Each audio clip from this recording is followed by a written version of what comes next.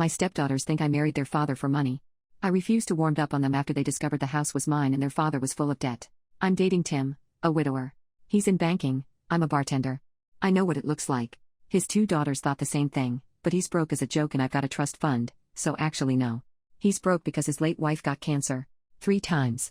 He ran up 6 credit cards, second mortgage on the house, cashed out his retirement, everything, and anything to get her the treatment she needed and then to get treatment enough to see both daughters married.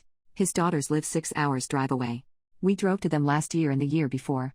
They ignored me, dragged Tim away when he tried to include me, and prevented their husbands from making even small talk with me by talking over me. In the first year, Tim chastised them, and they apologized. They blamed the pain of seeing their dad with a woman who wasn't their mum. Then the next year, they did it again. This year I told Tim not again. He could go, I would never ask him not to see his daughters, but I'll stay here. Tim didn't love the idea because me going with him meant we could share the responsibility of driving when his back started to bother him. His 2010 death trap is starting to go anyway, so I leased him a comfy luxury ride.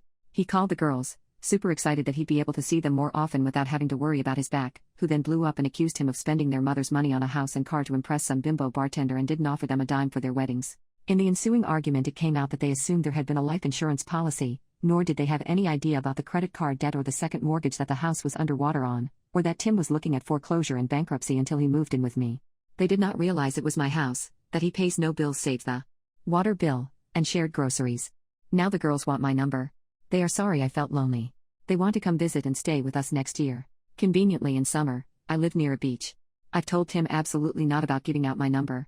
I'm happy to be polite if they come to visit Tim, but we're not going to be friends.